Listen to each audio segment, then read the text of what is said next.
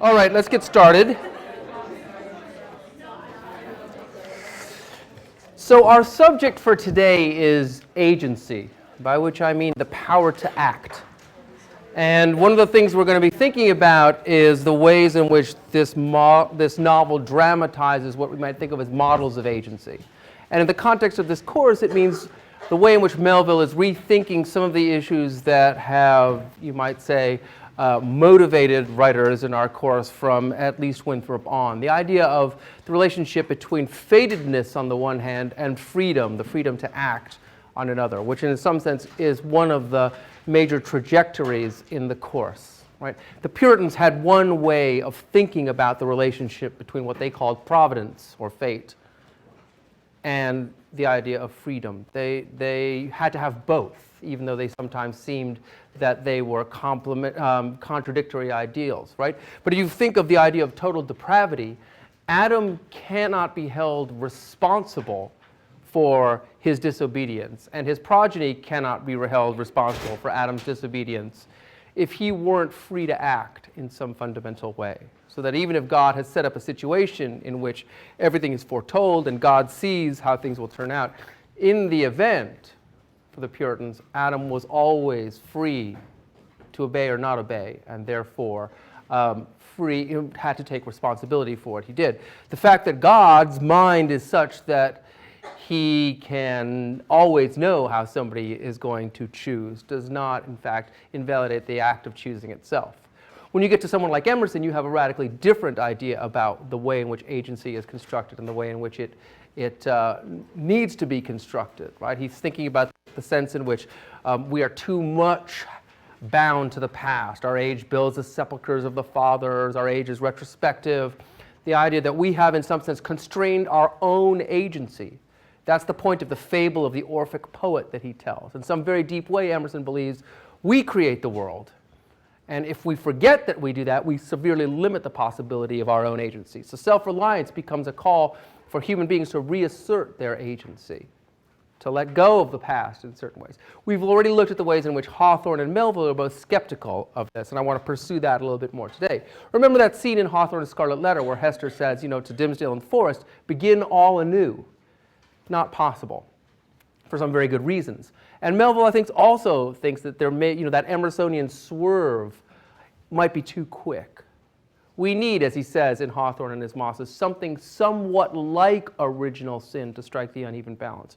So part of what we're thinking of here in Moby-Dick is what is that something somewhat like original sin that's being dramatized? What are the constraints on agency here, and who's placed them? What are the models of agency that are available? What agency does a narrator have in being able to construct his or her narrative? What constraints might be in place there as well? And so those are some of the larger issues that I want to talk about today.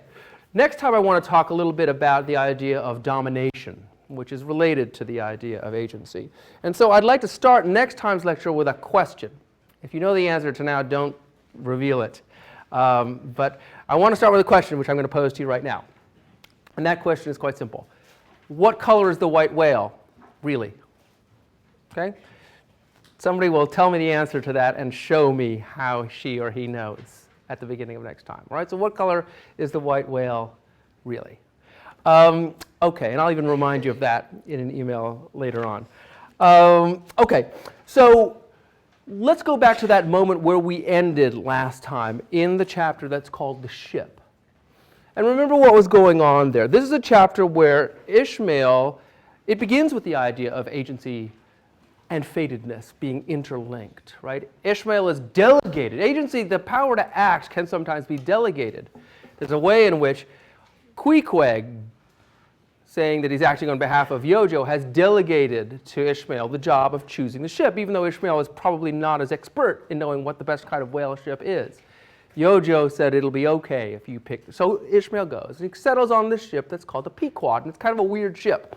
It's all festooned with ivory and whaled artifacts. It has a kind of barbaric look to it, which I guess makes it in keeping with the kind of things that we presume that Yojo would like in all of his little blackness, and woodenness. Okay. Then he has a strange conversation with somebody who's also biblically named, Peleg, and I said that Peleg's name actually refers to a stream that divides different territories. And Bildad, another biblical name. These two are the managing partners of the ship. And Peleg seems to be the real managing partner, right? He's the one that's constructing the negotiations. Bildad is looking at a book, and periodically he looks up. And what he ostensibly is reading is this chapter from Matthew, right? Chapter 6, verses 19 to 21. Lay not up for yourselves treasure upon earth, where moth and rust doth corrupt, and where thieves break through and steal. But lay up for yourselves treasures in heaven, where neither moth nor rust doth corrupt, and where thieves do not break through nor steal. For where your treasure is, there your heart be also. That's what he's ostensibly reading. And what emerges is a kind of interesting pun on the idea of the lay, right? And remember that Ishmael has just told us a little bit about the way in which whalers normally use the term lay. And this is on page 75 of the novel.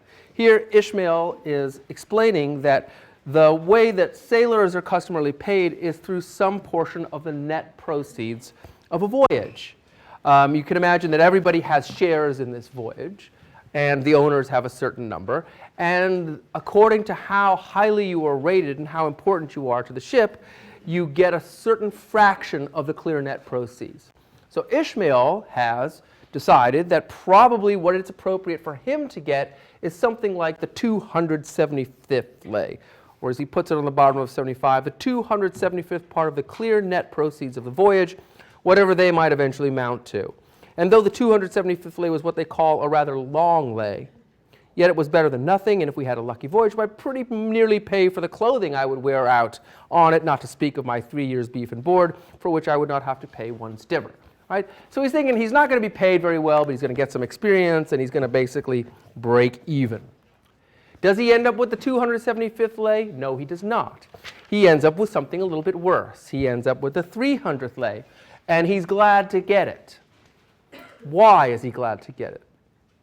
Because Peleg and Bildad have put him through a sort of negotiating routine, and it's linked to Bildad's reading of the Bible, right? So Peleg says, what are we going to pay the guy in the middle of 79? Well, Captain Bildad, what do you say? What lay shall we give this young man? And Bildad, you can imagine looking up and saying, thou knowest best. The 777th wouldn't be too much, would it? And as your footnote tells you, it's a biblical number from Genesis. Okay, fine. There are a lot of numbers in Genesis, but that one has a kind of ring to it, so fine. 777, and then this. For where your treasure is, there will your heart be also. Peleg says, I'm going to put him down for the 300th. Now, 300 is a lot better than 777. And Ishmael has already commented on the fact that this 777th lay is a really bad thing. Okay, so Bildad insists a little bit. Captain Peleg, thou hast a generous heart, but thou must consider the duty thou owest to the other owners of this ship, widows and orphans, many of them. So there's a kind of Christian logic, I suppose, that's at stake in 777th. I don't know.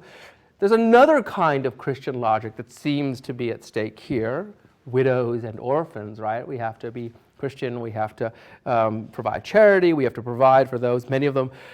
And that if we are to abundantly reward the labors of this young man, we may be taking the bread from those widows and those orphans. The 777th lay, Captain Peleg. Now at this, Peleg, who apparently doesn't like to be contradicted, starts to get a little bit exercised. Thou, Bildad, roared Peleg, starting up and clattering about the cabin. Blast ye, Bildad! If I had followed thy advice in these matters, I would afore now had a conscience to lug about me that would be heavy enough to founder the largest ship that ever sailed around Cape Horn. Think of like Jacob Marley, and that's the kind of idea. Captain Peleg, said Bildad steadily, thy conscience may be drawing 10 inches of water or 10 fathoms, I can't tell, but as thou art still an impenitent man, Captain Peleg, I greatly fear lest thy conscience be but a leaky one, and will in the end sink thee foundering down to the fiery pit, Captain Peleg. All right, them's fighting words apparently, right? Fiery pit, ye insult me, man. Past all natural bearing, ye insult me. It's an all-fired outrage to tell any human creature that he's bound to hell. which is, of course, what every Puritan tells every child that they raise. Except for those that are by the grace of God saved. Flukes and flames, Bildad. Say that again to me and start my sunboats. But they get into almost a kind of fist fight here. And at a certain point, it's like, okay, fine, I'll take the 300th lay. Now, what is this? I mean, what kind of negotiating tactic is this? We give it a name on cop shows. Yeah. Yeah, it's a good cop. It's a kind of classic early good cop, bad cop routine, right? Peleg is the good cop, Bildad is the bad cop. But what I want you to see is that lies beneath it is what place does this have in an economic negotiation? Okay, we're willing to accept maybe that it's not a bad thing for the owners of a ship to care, be providing investments for the widows and the orphans and to be making sure that they are taken care of. Okay, that's a kind of generous capitalism that we don't normally see. But 777th lay because you're reading Matthew and because lay happens to occur in both your conversation and in the text, there's something slightly odd about that. What I want you to see is that there are two discourses that are coming into collision with one another here. One of them is a discourse about limitations of agency that is also religious and spiritual. It's biblical. Another is theoretically a discourse about economy, which may or may not be about limitations on agency. But the two collide, and you might say what their strategy is to shift the ground of discussion from the realm in which it properly belongs, which is economy and wages, to a realm in which it probably shouldn't belong, which is spirituality and the Bible and biblical sorts of reasoning. And you can say, okay, well, maybe they're good Christians and they have a theological reason for that. But then as we see, what happens is, later on when they meet Queequeg, they're a little bit concerned about his spiritual well-being, but as soon as he can hit the mark with a harpoon, they're like, pay the man. And there's no negotiating. And it's like, what does he get, the 80th lay or something really good? Right? So one of the things you can see here is that one of the things that the novel, I think, is dramatizing here is that biblical culture is still powerful here. It needs to be contended with, but it can be used for persuasion, and not necessarily only in the arena of religion and spirituality. There are cultural uses for religion, in other words. And one of the uses to which it's put right here is to get Ishmael to take a lower wage than he otherwise would have expected. And so we want to track that. We'll see another use of that. But we want to see where in this novel, you might say, different registers of discourse are combined, juxtaposed, and sometimes put in collision with one another. What is Melville saying about the nature of those discourses when these kinds of things happen? All right, but the chapter isn't quite over yet. He says, I got a friend. Can I bring him down? Sure. Okay. Finally, he's about to leave. And on the top of 78, he says, turning back, I accosted Captain Peleg, inquiring where Captain Ahab was to be found. And what dost thou want of Captain Ahab? It's all right enough. Thou art shipped. That's right. I asked you about Ahab before you signed up, but now you've signed up. Sorry, it doesn't really matter whether you see him or not. Yes, but I should like to see him, Ishmael says. No, I don't think you'll be able to at present. I don't know exactly what's the matter with him, but he keeps close inside the house, a sort of sick, and yet he don't look so. Now, we've already been prepared a little bit for Ahab, I said, right? I mean, this idea of the Quakers that have become Quakers with a vengeance, and they're bloody Quakers, and they become pageant creatures, and really, if we should understand that this is a description, a kind of foreshadowing of Ahab himself, right? Speak this mighty scripture language. They're born for noble tragedies. So here's another description of Ahab. And in a way, it makes him less of an epic figure and more of something like a figure of paradox. A sort of sick, and yet he don't look so. In fact, he ain't sick, but no, he ain't well either. Anyhow, young man, he won't always see me, so I don't suppose he will thee. And then this, which might make you worried if you're a greenhorn who's just signed on to the ship. He's a queer man, Captain Ahab, or so some think, but a good one. Oh, thou'lt like him well enough, no fear, no fear. He's a grand, ungodly, godlike man, Captain Ahab. Doesn't speak much, but when he does speak, then you may well listen. What does that mean? Grand, okay, that's keeping with the epics of ungodly and yet godlike man? What is that? There's a kind of apparent paradox there. One of the things that might make you really worried is the fact that what Ahab may be is a kind of figure who's prone to blasphemy, who might well be wanting to set himself up instead of God. Might give you pause. Mark ye be forewarned, Ahab's above the common. Ahab's been in colleges as well as among the cannibals, been used to deeper wonders than the waves, fixed his fiery lance, and mightier, stranger foes than whales. At this point, we might wonder, what are mightier, stranger foes than whales? His lance, aye, the keenest and the surest, that of all our isle. Oh, he ain't Captain Bildad, no, and he ain't Captain Peleg. He's Ahab, boy. And Ahab of old, thou knowest, was a crowned king. Okay, so we're going to invoke the Bible. Ahab has authority because why? Because in the Bible, Ahab was a crowned king. You might say, well, what's the logic of that? Why does the name of an ancient historical character have anything to do with this present Ahab?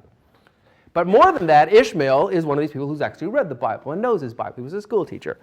So he knows this, and a very vile one. What that wicked king was slain, the dogs, did they not lick his blood? So you might say Peleg is bluffing. Ishmael calls his bluff. So now Peleg has to change his tactics a little bit. Come hither, to me. Hither, hither, said Peleg, with a significance in his eye that almost startled me. Look ye, lad, never say that on board the Pequod. Never say it anywhere. Captain Ahab did not name himself. All right, so you want to see that he's done a complete 180-degree reversal. At first, he says, oh, Ahab, authority. Ahab was a king. And then Ishmael says, yeah, he was a wicked king, and the dogs licked his blood. Okay, never say that. His name doesn't mean anything. He didn't name himself. Not his fault. 'Twas a foolish, ignorant whim of his crazy widowed mother who died when he was only a 12-month-old. Pause. And yet the old squattistic at Gayhead said that the name would somehow prove prophetic. Okay, so we have that other evidence as well. Perhaps other fools like her may tell thee the same. Why bring that up? To be more persuasive, or because Peleg can't quite get it out of his head? I wish to warn thee. It's a lie. I know Captain Ahab well. I've sailed with him as mate years ago. I know what he is. A good man. Not a pious good man like Bildad, but a swearing good man, something like me. Only there's a good deal more of him. Aye. I know that he was never very jolly, and I know that on the passage home, pains in his bleeding stump, what? That brought that about, as anyone may see. I know, too, that ever since he lost his leg last voyage by that accursed whale, he's been a kind of moody, desperate moody, and savage sometimes, right? So now we're getting a kind of psychological explanation for this. But that will all pass off. And once for all, let me tell thee and assure the young man, and this formulation should remind you of something that you've heard in the novel already. It's better to sail with a moody, good captain than a laughing, bad one. Does that remind anybody of anything? Yeah, right? Sober cannibal. So what do we think about that? What do we think about this? What does it mean that Peleg is in some sense using the same kind of rationalizing locution that Ishmael did? So goodbye to thee, and wrong not Captain Ahab, because he happens to have a wicked name. Okay, naming isn't destiny. Naming doesn't mean anything, right? That's what we take away from this. Oh, one more thing. Besides, my boy, he has a wife. Not 3 voyages wedded, a sweet, resigned girl. Think of that. By that sweet girl, that old man has a child. Hold ye then there can be any utter hopeless harm in Ahab? No, my lad, stricken blasted if he be. Ahab has his humanities. Okay, fine. So what I want to ask you, having read all the things that you've read, is what does it mean if we are going to stake Ahab's humanity on the fact that he has a wife and child? The wife and child he pretty much leaves behind for long periods of time back on land. You might almost say that he goes to sea in part to escape them, or at least that's the effect of it. So if his humanity is rooted back there, what is that image supposed to tell us? Is he leaving behind his humanity? Is that going to be the anchor that keeps him grounded somehow, the thing to which he always returns? Is that what we're supposed to believe? But we can go, as students of literary history, we can go meta, if you will, and ask ourselves this. What does it mean that Peleg is invoking, you might say, the Christian domestic tradition of the novel to stake out Ahab's humanities, which we already know is precisely the tradition against which Moby-Dick is situating itself. Again, these are paradoxes for us to think about. Does this ennoble Ahab, or does it mean, or is it something? I mean, we're going to read a novel in which there are pretty much no women. So what does it mean that one's tenuous tie to a wife and child is going to be the basis of your humanities? Even if we put the best construction on it, we might say that that's a fairly tenuous tie, something that is liable to be fragile, no? As the voyage continues, if that's where we're staking our humanity, then maybe we do have a problem. Of course, Ishmael himself doesn't know all this, if the narrative does, and perhaps if we do. As I walked away, I was full of thoughtfulness. What had been incidentally revealed to me of Captain Ahab filled me with a certain wild vagueness of painfulness concerning him. And somehow at that time I felt a sympathy and a sorrow for him, but I don't know what, unless it was the cruel loss of the leg. And one of the things I want to suggest to you is there is that idea of a sympathy between Ishmael and Ahab. And I want us to think about that. I mean, obviously, in a certain way, if we say that Ishmael is constructing this narrative, then Ahab and everybody else, including Ishmael the character in this narrative, is Ishmael's own creation. So of course he presumably has some kind of sympathy or some kind of some sort of negative capability that's allowing him to dramatize these characters. Okay.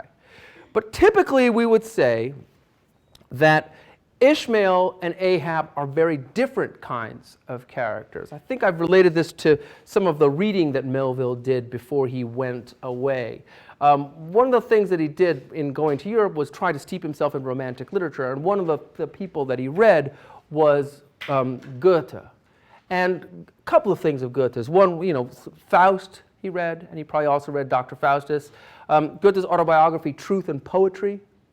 So when he writes to Dana later on that that he's interested in thinking about whaling, but the poetry, it's hard to come out. It's like it doesn't run very well. It likes like sap out of a cold tree, but he means to get it up by cooking it up. All that stuff would indicate that he's got Goethe on his mind a little bit. One other book of Goethe's that he read was Wilhelm Meister's Apprenticeship, thought to be the first Bildungsroman. And Wilhelm Meister's Apprenticeship is in part about a young German boy who's trying to bring a production of Hamlet to the stage.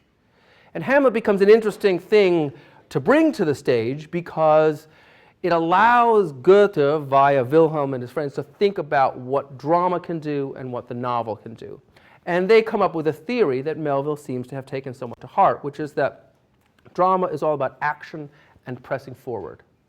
The novel is about consciousness and process and thinking, and therefore resists pressing forward. Hamlet, therefore, becomes the most novelistic of dramas. It's got a novelist protagonist who really doesn't want to do the thing that he's supposed to do. He's in a genre called revenge tragedy. He knows he's in a genre called revenge tragedy. Revenge tragedy requires that he be the revenger and that he basically kill everybody so that the stage is littered with dead bodies at the end. Preferably not his own, but if it has to be, so be it. And interestingly, if you remember your Hamlet, he gets there by the end. That's exactly what happens, and yet not in the way it would happen in classical revenge tragedy, which is an actively pressing forward protagonist. Hamlet tries to retard it at every, he wants proof, he got to stage a play, he's got to do all this stuff. And finally it comes out almost by accident, or through plots that are not of his devising. This, we might say, is a dramatically inflected novel, and we're going to see today moments where it actually breaks into drama for a couple of reasons. So one of the things we might say is that Melville is interested in Hamlet because it's a novelistically inflected drama, or perhaps the most novelistic of dramas, and what he's creating here is a novel that's going to be Shakespearean in several senses, and maybe one of these senses is that it's going to measure these forms against one another. So in Ahab, we will find the mighty pageant creature, born for epic, born for drama, pushing forward always. Ahab is the revenger, and in some crucial way, this is a revenge tragedy, like Hamlet and like its predecessors. In some other ways, though, we have the narrator, Ishmael, who is one of these, who is a very chatty, digressive narrator who tells you things that you really think you don't really need to know, and who's kind of free associating, it would seem at times, wanting to keep us from getting to where it is that we're going. Now, I suggested last time that this is a story about trauma. Maybe that's a psychological explanation for what's going on. That in some sense, Ishmael also knows where we're ending up, and he's doing everything he can to delay getting there. Or you might say he's giving us as much as we need to understand the full weight of the trauma that awaits us. Okay. That would suggest that Ahab and Ishmael are very different figures. And some critics have said that part of the characteristic feeling of Moby-Dick is a kind of alternation between their styles. We get these encyclopedic kind of digressive style that's part of Ishmael's narrative when he's interested in the business and the techniques of whaling. And then get with these other very dramatic chapters which are all about Ahab and his performance pieces. And we see this kind of alternation for at least 2/3 of the way through. When you finish the novel The Weekend, you'll see what happens to that set of alternations. So most people would say, at least at the beginning, Ahab and Ishmael are rather different characters. I want us to ask, in what ways are they different? And in what crucial ways is there this kind of sympathy between them? Crucial similarities between them all along. That's one of the things that I want to bear in mind. This might be one place where it starts, but it's almost as if as soon as Ishmael thinks about it, he drops it. As if perhaps it's almost true traumatic, even in this moment, for him to seriously think about. And so he lets it go. Okay, I want to take a look now at the first moment that we see Ahab. This is in the chapter that's called Ahab. And we are prepared for this chapter by a series of chapters that are designed to introduce us to the crew. Right? So these are the chapters, chapter 26 and 27, that are both called Knights and Squires. And so they give us an introduction to the crew, particularly the three mates, Starbuck, Stubb, and Flask. All of them have different characters, and those characters become important as the novel progresses. We're introduced to the three harpooneers at the end of chapter 27, not only Queequeg, but Tashtego and Daggoo. And remember, Queequeg is a South Seas Islander, Tashtego is a Native American, and Daggoo is an African. So we have a kind of a variety of different others who are serving as these harpooneers. And then we get this passage on 107, just before the introduction of Ahab. Let's take about 8 lines down from the top of 107. Herein it is the same with the American whale fishery as with the American army and military and merchant navies and the engineering forces employed in the construction of the American canals and railroads. Right? So he's talking here about American military power and also the power of American progress. Right? What's building the canals and railroads that are enabling the U.S. Government and U.S. culture to take control of the continent. The same I say because in all these cases, the Native American, by which he doesn't mean Indians, he means the white Anglo-Saxon, presumably Protestant American. The Native American provides the brains, the rest of the world as generously supplying the muscles. Right? So in this way, you might say, the hierarchy on board the Pequod replicates American culture in the middle of the 19th century. No small number of these whaling seamen belong to the Azores, where the outward bound Nantucket whalers frequently touch to augment their crews from the hardy peasants of those rocky shores. In like manner, the Greenland whalers sailing out of Hull or London put in at the Shetland Islands to receive their full complement of crews. Upon the passage homeward, they drop them there again. How it is, there is no telling, but islanders seem to make the best whalemen. They were nearly all islanders in the Pequod. And then he gives them a term, a name. Isolados, too, I call such, not acknowledging the common continent of men, but each isolado living on a separate continent of his own. And in a way, we might think of this as very American, right? Think back to Tocqueville's critique of individualism, that it creates a kind of egotism, it creates a kind of atomism. People withdraw from the public society. These guys start out that way. In a way, they come from all over the world, but maybe they're sort of perfect Americans. They're all isolated, each out for his own gain to get his his lay, and that's about it. But something happens, either on all whalers or certainly on this whaler. Yet now, federated along one keel, what a set these isolados were. An Anacharsis Klutz deputation from all the isles of the sea, and the footnote tells you that this is a kind of cosmopolitan moment when people from different nations of the world come together before the French assembly. And all the ends of the earth accompanying old Ahab in the Pequod to lay the world's grievances before that bar, from which not very many of them ever came back. And one of the things I want to say about that phrase is this idea of being federated on one keel is a sense in which Ishmael is playing with the old metaphor of the ship of state. and suggesting that there's a sense in which the Pequod may well be replicating the American, national polity. And there's one other thing that we should mention. Remember, this is 1850. Remember that Melville's father-in-law is the man who sends the first fugitive slave from New England back down to the South. There was the hope in this moment that the internal problems of slavery might be deflected, if not, gotten rid of completely, by the energies of what became called in this period manifest destiny. The idea that the United States would take over it was the destiny, the providence, the fate, if you will, of the United States to take over the entire continent. If we could be outward thinking, we wouldn't worry about the problems internally that we had. Of course, the whole debate over the Compromise of 1850 shows that there's a problem with that, right? That it's precisely the outcome of the Mexican War that provokes the crisis over slavery in 1850. But there was this hope that somehow manifest destiny might take these energies and deflect them outwards and keep America coherent. So there's a certain way in which Ishmael seems to be playing with the idea that the Pequod embodies these energies of manifest destiny. We'll see how well that works out. Question? Do you think it would be kind of a mystery and also view isolados as reminiscent of racist terminology from that time period, like the different, I don't know, it sounds a lot like mulatto, which is a classification basically created, I think around that time period, right, to designate the offspring of slaves and non-slaves, and therefore it seems as though the federated on one keel thing might be, or might recall the fact that the North is sort of complicit in this slave process, and that we're all sort of on one ship. Yeah, I don't think you need to make to say that. I don't know how you'd argue that. You can say isolado reminds me of mulatto. That seems maybe that's possible.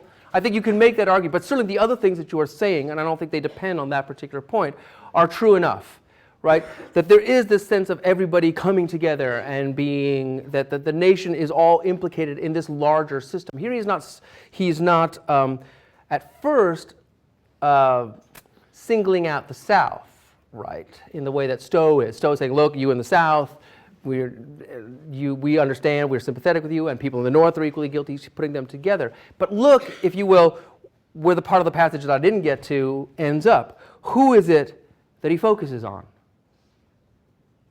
Black little Pip, he never did, poor Alabama boy. On the grim Pequod's forecastle you shall ere long see him bearing his tambourine, prelusive of the eternal time when sent for to the great quarterdeck on high he was bid strike in with angels and beat his tambourine in glory, called a coward here, hailed a hero there. So I think there's a whole discourse of race that's clearly at stake here, right? It's these South Sea Islanders and others come and they provide the muscle. And then clearly when you bring in Pip, you have that kind of subtext of slavery coming in as well. So I think that it isn't an allegory exactly, but we might say a lot of the elements of the 1850s are being thrown in here, mixed up. And it seems to promote something like either, we could say, there's a number of possibilities at this point. We could say this is a kind of version of manifest destiny, ship of state, sailing off, going to go do battle against the white whale, the enemies of the nation, maybe. But also maybe this is an emblem of a certain kind of cosmopolitanism. That would seem to be the primary meaning that he's getting at. Now, is this a cosmopolitanism that's happening because of the whaling mission, despite the whaling mission? Is captain's intention? Is it something that the captain is intending in order to manipulate this crew more effectively? Does it have a different outcome than either we or the captain expect? I think these are some of the elements that are being proposed here by Ishmael in this moment. And all of this before we've actually seen Ahab. In the next chapter, we actually see Ahab. Now remember what Ishmael's heard about him. Right, that he had his leg taken off in a previous voyage, and it made him kind of moody and a little bit crazy. And he might or might not be sick. Take a look at the bottom of 108. Ahab finally comes up, and we see him for the first time. Now I want you to see what it is that Ishmael mentions first about him. So Ahab is standing on the quarterdeck, which is basically the part of the ship that's behind H. Right, so that's the captain's province. You go down J to get to his cabin. So he comes up, and at the bottom of 108, Captain Ahab stood upon his quarterdeck. He's come out of the cabin, they see him for the first time. There seemed no sign of bodily illness about him, nor of the recovery from any. He looked like a man cut away from the stake, when the fire has overrunningly wasted all the limbs without consuming them, or taking away one particle from their compacted aged robustness. His whole high, broad form seemed made of solid bronze and shaped in an unalterable mold, like Cellini's cast Perseus, threading its way out from among his gray hairs, and continuing right down one side of his tawny, scorched face and neck, till it disappeared in his clothing. You saw a slender rod-like mark, lividly whitish. It resembled that perpendicular seam, sometimes made in the straight, lofty trunk of a great tree, when the upper lightning tearingly darts down it, and without wrenching a single twig, peels and grooves out the bark from top to bottom, air running off into the soil, leaving the tree still greenly alive but branded. Whether that mark was born with him, or whether it was the scar left by some desperate wound, no one could certainly say. By some tacit consent throughout the voyage, little or no allusion was made to it, especially by the mates. But once Tashtego Sr., an old gay-head Indian among the crew, superstitiously asserted that not till he was full 40 years old did Ahab become that way branded, and then it came upon him not in the fury of any mortal fray, but in an elemental strife at sea. And remember, Ahab has fixed his lances and stranger things than whales, right? That's what Ishmael's been told.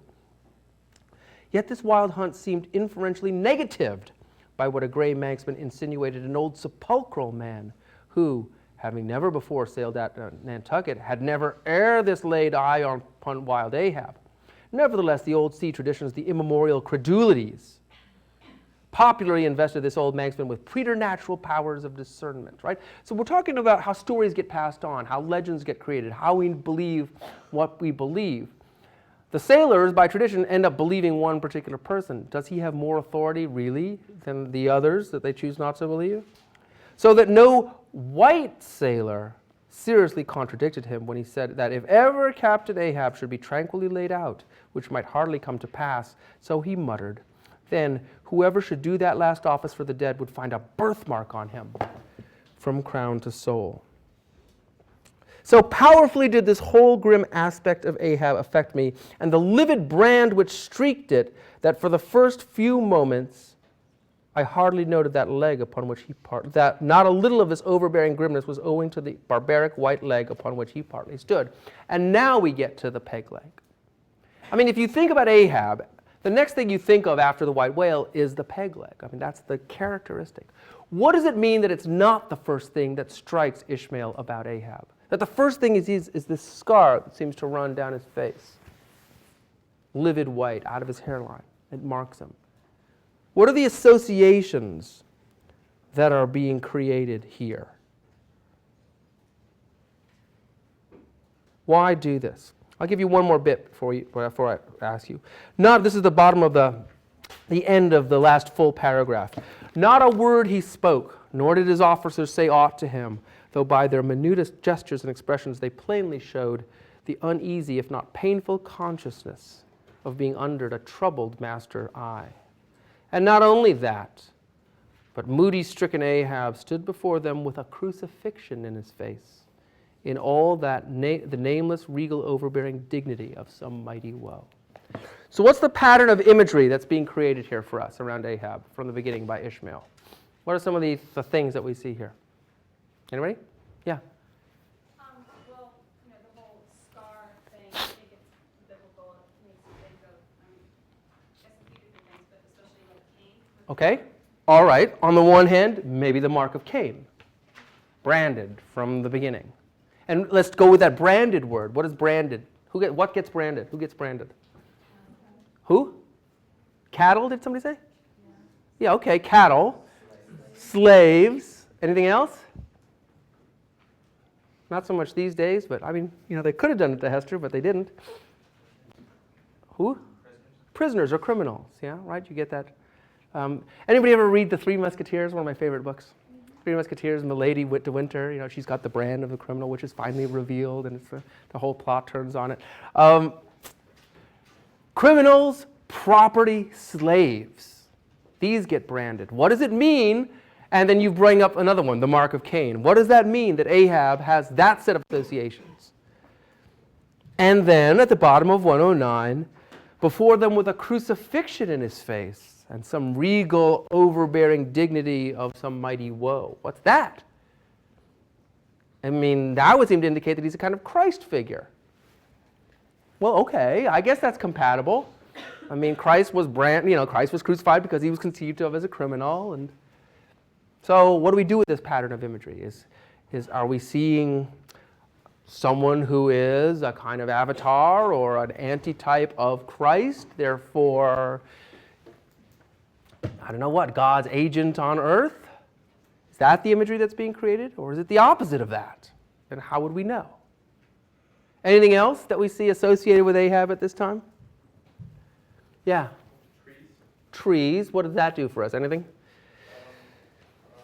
Trees are kind of majestic. Okay, possibly. Trees, majestic, nature, maybe. Although, again, we're going out on land, off land, so not too many trees. What happens to this tree, by the way?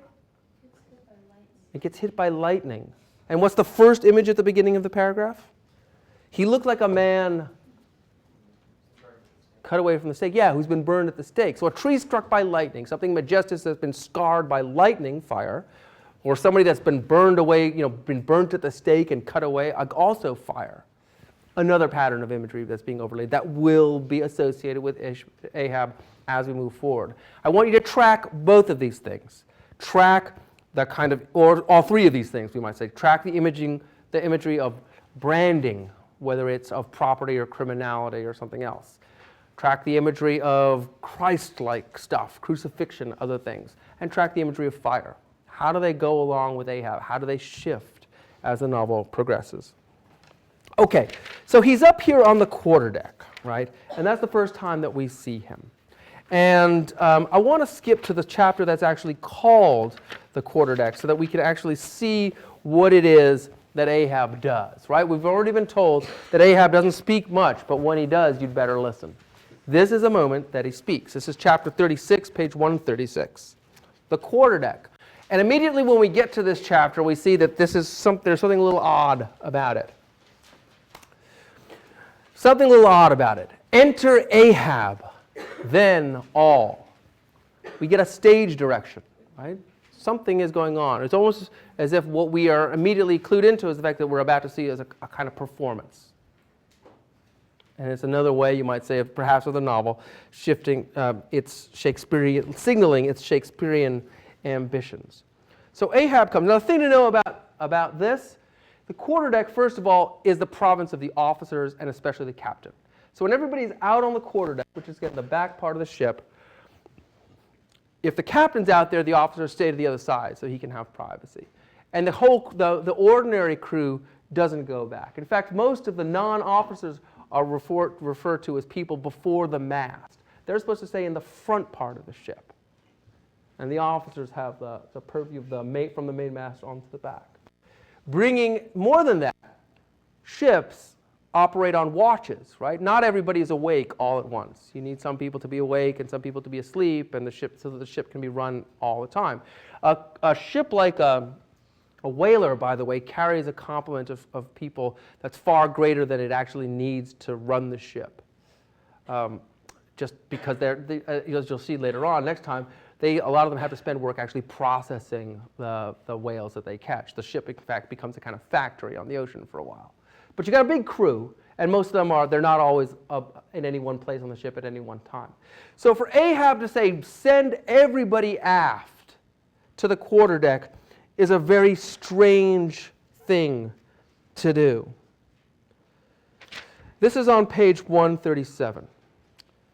Sir, said the mate, astonished at an order seldom or never given on shipboard except in some extraordinary case. Send everybody aft, repeated Ahab. Mastheads there, come down. It's like we're going to pause. Might even remind you of that moment of Bradford's, but here cannot help but make a pause and look. Everybody's going to get down, no more lookouts, everybody back here. The captain has something to say. Okay. Vehemently pausing, he cried, "What do you do when you see a whale, men?" "Sing out for him," was the impulsive rejoinder from a score of clubbed voices. "Good," cried Ahab with a wild approval in his tones, observing the hearty animation into which his unexpected question had so magnetically thrown them. I've got to avoid the temptation to sound like Darth Sidious. Good. Unlimited power. All right. What do you do next, men? Lower away and after him. And what tune is it you pull to, men? A dead whale or a stove boat? Okay, so he's working them up, right? Okay. Then, top of 138. All ye mastheaders have before now heard me give orders about a white whale. Look ye, you see this Spanish ounce of gold? Holding up a broad, bright coin to the sun. It's a $16 piece, man. A doubloon. Do you see it? Mr. Starbuck, hand me on top mall. And you can't see particularly well here because of the lights, but this is the actual representation of the actual doubloon. And if you were to look at it, you would see that there was I'll put this in the notes so that you can see it. There's a sun right here on the top and a couple of mountains, right? So he takes this doubloon and he nails it to the middle mast, right there, or to the mast right there, the main mast. Okay. This is not a very good, probably better to see it on this one, right? So they're all gathered in the quarterdeck. He's going to nail it to F, to the main mast there, and they're all kind of standing in that part of the rear part of the ship. So he's nailed this thing. What does that suggest? Again, remember we talked about the unacknowledged biblical imagery in the spouter in picture scene, right? You've got 3 masts there. You're going to nail a doubloon to the middle one. That's doing something more with crucifixion imagery, right? Although we have to think what it is we're crucifying. Are we crucifying gold? Are we crucifying economy? Okay. So, and again, these are not allegories. These are symbolic gestures that not only the novel, but the characters within the novel are making. Ahab knows how to manipulate. So you want to see the first thing he's doing is he's saying, like, look, gold ounce. This is, you guys are not making anything on this. Think about how much money this is compared to what you're supposed to make on this voyage. And he says this. This is a couple of paragraphs. Receiving the top ball from Starbuck, he advanced towards the mainmast with a hammer uplifted in one hand, exhibiting the gold with the other, and with a high raised voice exclaiming, "Whosoever of ye raises me a white-headed whale with a wrinkled brow and a crooked jaw, whosoever of ye raises me that white-headed whale with 3 holes punctured in his starboard fluke, look ye, whosoever ye raises me that same white whale, he shall have this gold ounce, my boys." Hooray! That's a lot of money. And it's going to be there every single day until they see this whale. People are looking at it. So he's created a kind of symbol, and it's got these other overtones that we might notice, perhaps. That's one thing that's going on. So he puts that up. He's created this pageant. Everybody's attention is on this. And it seems to be more or less in keeping with what they're supposed to be doing. They're supposed to hunt whales, right? Okay, he's interested in a particular one. He's given a special reward for it. That's fine, right? Maybe not. "Captain Ahab," says Tashtego a little bit further down, "that white whale must be the same that some call Moby-Dick." "Moby-Dick?" shouted Ahab. "You know that white whale then, Tash?" "Does he fantail a little curious, sir, before he goes down?" said the gay-header deliberately. "And has he a curious spout, too?" said Daggoo. "Very bushy even for Parmacetti and mighty quick, Captain Ahab." That's Daggoo. And then our friend, "Have ye 1, 2, 3, oh, many good iron in him, high too, Captain," cried Queequeg disjointed. "Oh, twisky, twist like him. "Corkscrew," cried Ahab. "Aye, Queequeg, the harpoons lie all twisted and wrenched in him. Aye, Daggoo, his spout is a big one like a whole shock of wheat, and white as a pile of our Nantucket wool after the great annual sheep shearing. Aye, Tashtego, he fantails like a split jib in a squall. Death and devil's men, it is Moby-Dick you have seen, Moby-Dick, Moby-Dick." Right, okay, Moby-Dick. They're not the only ones who have heard of Moby-Dick. Starbuck, the first mate, has heard about him too. "Captain Ahab," said Starbuck, who with Stubb and Flask had thus far been eyeing his superior with increasing surprise, but at last seemed struck with a thought that somewhat explained all the wonder. "Captain Ahab, I have heard of Moby-Dick, but was it not Moby-Dick that took off thy leg?" "Who told you that?" said Ahab, then pausing. "Aye, Starbuck, aye, my hearties all around. It was Moby-Dick that dismasted me. Moby-Dick that brought me to this dead stump I stand on now. Aye, aye," he shouted with a terrific loud animal sob, like that of a heart-stricken moose. "Aye, aye. It was that accursed white whale that received me, made a poor pagan lubber of me forever and a day. Then tossing both arms in measureless imprecations, he shouted out, Aye, aye, and I'll chase him round Good Hope, and round the Horn, and round the Norway Maelstrom, and round perdition's flames before I give him up.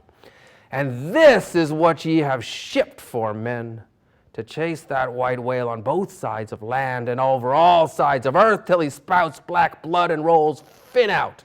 What do you say, men? Will you splice hands on it now? I think you do look brave. Okay, so. All right, so the men are all psyched up, but what do they know, right? Dumb heathens, right? Starbuck, who clearly starts to serve as a kind of conscience of the voyage. I am game for his crooked jaw and for the jaws of death too, Captain Ahab, if it fairly comes in the way of the business we follow. But I came here to hunt whales, not my commander's vengeance. How many barrels will thy vengeance yield thee, even if thou gettest it, Captain Ahab? It will not fetch thee much in our Nantucket market. Okay, and this is where our experience with different discourses coming against one another will be helpful to us. He's evoking the discourse of business and economy, what they've signed up for, right? They are the designated agents of the owners of the Pequod. They each are going to receive a share of the proceeds. They need to catch whales, and they need to catch a lot of them. They stay out on the sea for 2-3 years until their holds are full of whale oil, and then they go back and they sell their oil, and they all make their money, assuming the price of oil does not precipitously drop, which in a few years it actually does. But that's not for here. Looking for one whale out of a whole sea? That doesn't seem very profitable. Won't fetch thee much in your Nantucket market, right? Ahab has a rejoinder. Nantucket market, hoot. Come closer, Starbuck. Thou requirest a little lower layer. If money is to be the measurer, man, and the accountants have computed their great counting house, the globe, by girdling it with guineas, 1 to every 3 parts of an inch, then let me tell thee that my vengeance will fetch a great premium here. He smites his chest, whispered Stubb. What's that for? Methinks it rings most vast, but hollow. Now, I want you to think about Emerson for a moment, among other people. Think about what Emerson says about joint stock companies and what economy does to people. It gives them these senses of false goods. He wants them to wake up and spring to the true. There's a sense in which Ahab is simply rephrasing what Emerson has already told us. Is money supposed to be the measure of a man? But Starbuck won't let it go because there's another way of thinking about it. Vengeance on a dumb brute, cried Starbuck, that simply smote thee from blindest instinct. Madness! To be enraged with a dumb thing, Captain Ahab, seems blasphemous, right? Okay. It's just an animal. It struck you because you were chasing it. It didn't mean anything. It was an accident of the fishery. This is another affront to Ahab, perhaps an even worse one, and it's something he can't abide. And so look at the long speech that he gives on the top of the next page. Hark ye yet again, the little lower layer. And now he's going into something that we might call a kind of metaphysical key. Certainly this resonates with Platonic philosophy on the one hand. You know, the idea that ideas are the real reality rather than particular manifestations. Again, we've talked about this with the Puritans as well. Something about the noumenal world, the world of spirit, rather than the phenomenal world, the world of matter. That's what's the real thing, the world up there. Hark ye yet again, the little lower. All visible objects, man, are but as pasteboard masks. But in each event, in the living act, the undoubted deed, there, some unknown but still reasoning thing puts forth the moldings of its features from behind the unreasoning mask. All right, think of the signals he's sending. Visible objects is just a mask. The true meaning, the true reality is somewhere behind what we see, behind the material world. Think of the number of writers in our course with whom that would resonate positively. If man would strike, strike through the mask. How can the prisoner reach outside except by thrusting through the wall? To me, the white whale is that wall shoved near to me. Sometimes I think there's naught beyond. But 'tis enough. He tasks me. He heaps me. I see in him outrageous strength with an inscrutable malice sinewing it. That inscrutable thing. And remember where the word inscrutable comes up. It comes up in Puritan discourse all the time, right? Inscrutable. God is inscrutable. What does it mean that the whale is inscrutable or the thing behind the whale is inscrutable? And this is the sentence I want you to keep in mind. That inscrutable thing is chiefly what I hate, and be the white whale agent or be the white whale principle, I will wreak that hate upon him. Talk not to me of blasphemy, man. I'd strike the sun if it insulted me. For could the sun do that, then could I do the other, since there is ever a sort of fair play herein, jealousy presiding over all creations. Principal and agent, again, is mostly economic language, right? I mean, the owners of the Pequods are the principals, the sailors are agents. Ahab is in a somewhat ambiguous position since he's both. He's both a co-owner and one of the chief agents, executing the intention of the owners. That's what agents do. They execute intentions. Is the white whale an agent for something else, executing some other intention for some other being? If so, what? Is the white whale a principle working on its own intentions? Whatever it is, it's that intentional thing that Ahab wants to get to. So if it's the white whale itself, fine, kill it. We got rid of the intending thing. If the white whale is working on behalf of something else, no other access to the intending thing than through the white whale. What I want you to see is that however you construe it, it construes that there is intention. He is refuting with. He cannot stand the idea that Starbuck has given us on the previous page, that it was just instinct, that there was no meaning in it at all. I want you to think about this logic. We've seen it before, right? Who is it that looks at every little thing and some big things and thinks there's meaning behind it, that it's part of a larger plan, that there's intention, that there's providence, right? This is a weird kind of Puritan-like thinking. Ahab shares with the Puritans a certain kind of haunted imagination, so that even if he is a Quaker, ostensibly, you would say it's a mutated form of Quakerism that has a lot of seeming fundamentalism built into it. This idea of intentionality, of fatedness, of things meaning things. Except in his case, it's become kind of inverted. And again, there's a kind of epic motif here as well, right? Where is it that we would see the sun actually come down on a battlefield and contend with a human being, if not in the pages of Homer, right, when Apollo comes and fights on the side of the Trojans, among many different examples. Ahab, therefore, figures himself as, in fact, what we've heard earlier, as this ungodly, godlike man. He's willing to be what Starbuck thinks of as blasphemous. And he understands that he has a certain kind of persuasive power. Right? What has he done, in other words? He has taken an economic discourse, he's appropriated the terms of that economic discourse, agent and principle, and turned them to a kind of philosophical or metaphysical key so that they come to mean something different. It's almost the reverse, you might say, of what Peleg and Bildad have done to Ishmael on the ship. But he isn't done yet. He needs to seal the deal. So, the top of 141. The measure, cried Ahab. Receiving the brimming pewter and turning to the harpooneers, he ordered them to produce their weapons. Then ranging before him near the capstan with their harpoons in their hands, while his three mates stood at his side with their lances, and the rest of the ship's company formed a circle around the group, right? So they're all at the center, everybody's in a circle. There's clearly some kind of ritual about to take place. He stood for an instant searchingly eyeing every man of his crew, right? He's the boss, but he's going to make a kind of personal connection to all of them. He knows how to manipulate. You can see what this is a scene in which of ideological persuasion, which he is bending them from one mission to another, or perhaps revealing the true mission, the true mission that he thinks they've signed up for. But he's got to persuade them. He's only one guy. If they all band against him and mutiny, he can't do anything. So he has a certain position of authority, but he needs to seal the deal. He needs to get them to believe that his mission is their mission. First thing to do, drink together. That always is good, right? Drink and pass. And drink in a ritual way. The crew alone now drink. Round with it, round. Short draughts, long swallows, men. 'Tis hot as Satan's hoof. So it goes round excellently. It spiralizes in ye.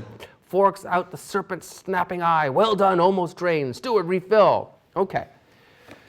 It's clearly a scene of communion, right? So we have a lot of religious imagery here, but it's being manipulated. It's hot as Satan's hoof. We're going to drink together. We're going to have this kind of communal moment. It is a kind of satanic communion. And remember what I said, right? Melville reverses his own voyage. He sends the Pequod out east where he went west. He goes around, Melville himself goes around South America and Cape Horn. The Pequod goes around the Cape of Good Hope and Africa. What else is it a reversal of? It's also a reversal of the Puritans coming from Europe, sailing west to the New World. These guys sail east. And as they leave the New World, they have this kind of devil's communion here. There's again a kind of weird playing with, as if Ahab is part of a kind of he's part of a tradition that's in which the terms are set by New England fundamentalism, but he's reversed them in strange ways for his own particular purposes. He's not done yet. Advance, ye mates, cross your lances before me at the bottom of 141. Well done, let me touch the axis. So saying with extended arms, he grasped the 3 level radiating lances of their cross. Suddenly, nervously twitched them. Meanwhile, glancing intently from Starbuck to Stubb, from Stubb to Flask, it seemed as though by some nameless interior volition he would fain have shocked into them the same fiery emotion accumulated within the Leyden jar of his own magnetic life. And then what does he do? He asks the 3 harpooneers to detach the iron part of their harpoons, turning those into chalices. He fills those and forces the mates, who are basically the masters, each one of a harpooneer, to become the cupbearers. So this is the middle of 142. Stab me not with that keen steel. Cant them over. Know ye not the goblet end? Turn up the socket. So now ye cupbearers advance. The irons take them. Hold them while I fill. Now 3 to 3 ye stand. Commend the murderous chalices. Bestow them, ye who are now made parties to this indissoluble league. This is the oath that they all swear together over against what Starbuck has asked them to do.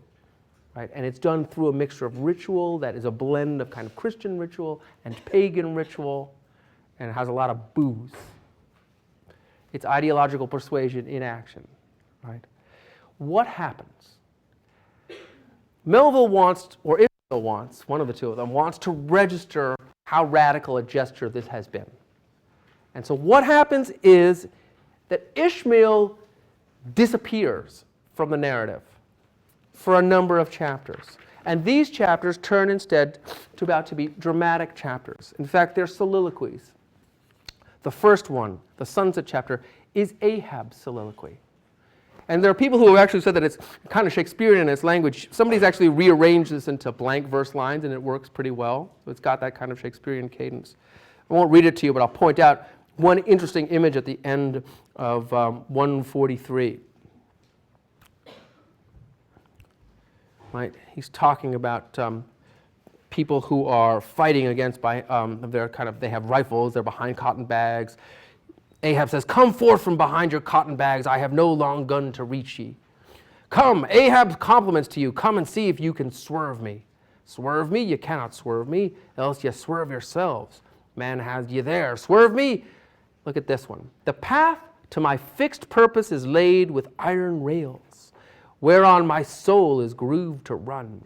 Over unsounded gorges, through the rifled hearts of mountains, under torrents' beds, unerringly I rush. Naught's an obstacle, naught's an angle to the iron way. Of what is that an image? What's he evoking there? How has he metaphorized himself? Yeah, it's a trade, right? So he is linking himself to the very emblem of American progress, right? Capturing that imagery of the American taking over the continent through canals and rail building. But as an image of purpose, he says, my purpose is fixed. I can't be swerved. Think about that as an image of agency. What agency does the railroad engine have? It goes from its starting point to its destination on these unbending rails, but can it deviate at all? It has a fixed purpose. Does it have agency? Is it simply not acting under orders that have been given to it? It's been placed on a rail, it's been sent, you go forward. There's a limited amount of shifting to do. And even when a train shifts, it's not even the engineer who can do it, right? The train rails need to be shifted by someone else. It's a kind of paradoxical image of power. Ishmael has Ahab evoking this as an image of his fixed purpose and his power. But I want you to see that it's a kind of ambivalent image in which the dynamics of agency are very much constrained. A couple of other things to note. So that each of the other mates gets their chapter. Starbuck gets his. Again, realizing he is a testimony in some sense. He sees what's going on, but he's almost powerless to do anything about it. Right? Take a look, the top of 144. My soul is more than matched. She's overmanned by a madman. He drilled down and blasted all my reason out of me. I think I see his impious end, but feel that I must help him to it. Will I, nil I? Right there. Where is his agency there? The ineffable thing has tied me to him, tows me with a cable I have no knife to cut. Horrible old man, who's over him? He cries. Aye, he would be a Democrat to all above. Namely, he says, I can, God has to come down to I can go to God's level, I can fight the sun. Look how he lords it over all below. Oh, plainly I see my miserable office to obey, rebelling, and worse yet, to hate with a touch of pity. We'll come back to this, but there's a sense, again, of a sympathy between Starbuck and Ahab, as if Ahab seems to Starbuck a thing that he himself, Starbuck, could easily become, and with whom he's in sympathy.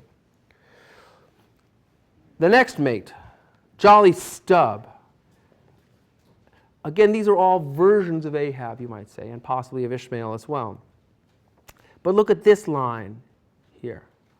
So Stubb is the one who's the comic force. Ha ha ha, clear my throat. I've been thinking it over ever since, and ha, that's the final consequence. Why so? Because a laugh's the wisest, easiest answer to all that's queer.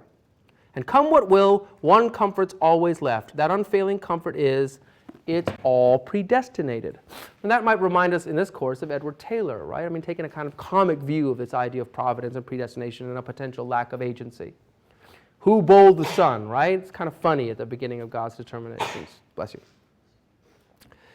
But notice how the thing that gives Stubb comfort here is precisely the thing that drives Ahab mad, the fact that it's all predestinated. Well, which is it? Is predestinated something that should drive us crazy, feel tragic, provoke kind of warlike epic responses?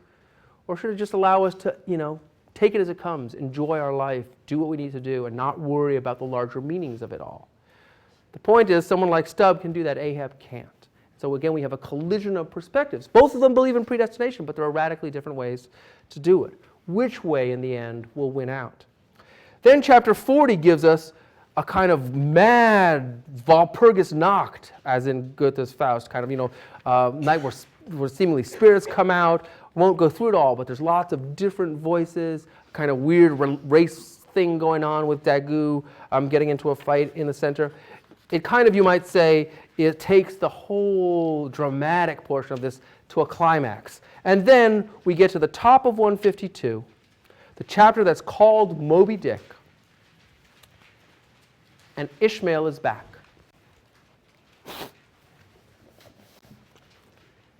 And again, what we've had is a text that was disrupted textually, right?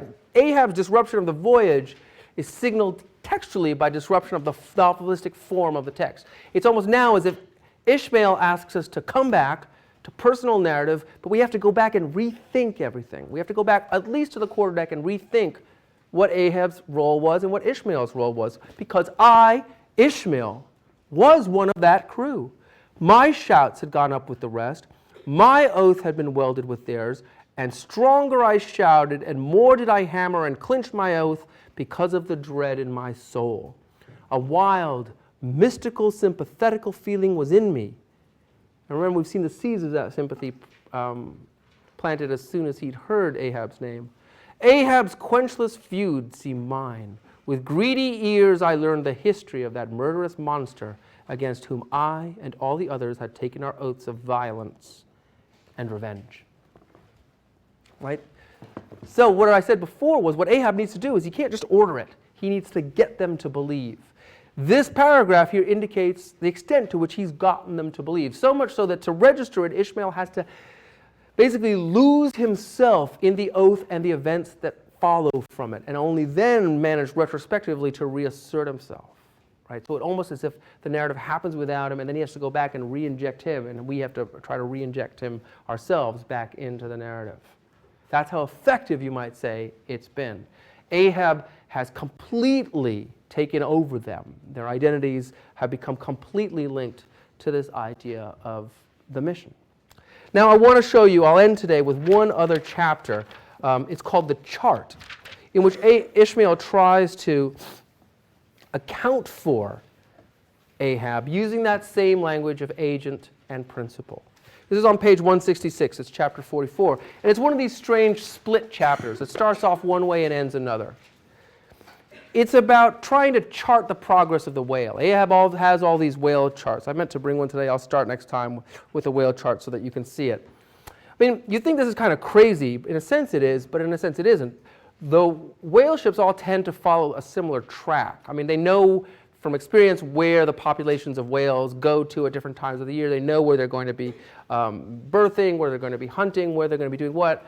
So they all follow similar tracks. That's how come whale ships can run into each other on the ocean. And we'll talk about the Gam chapters next time.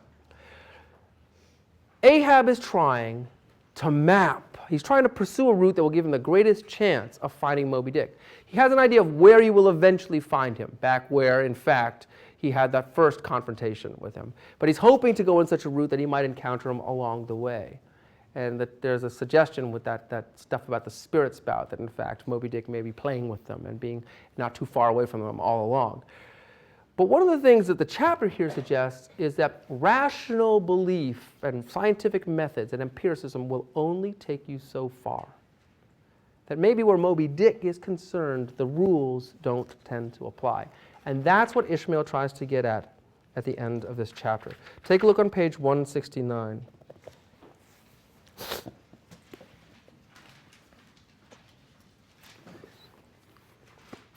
This is into the first full paragraph on 169. Ahab is asking himself, "And have I not tallied the whale?" Ahab would mutter to himself, as after poring over his charts till long after midnight he would throw himself back in reveries. "Tallied him, and shall he escape? His broad fins are bored and scalloped out like a lost sheep's ear."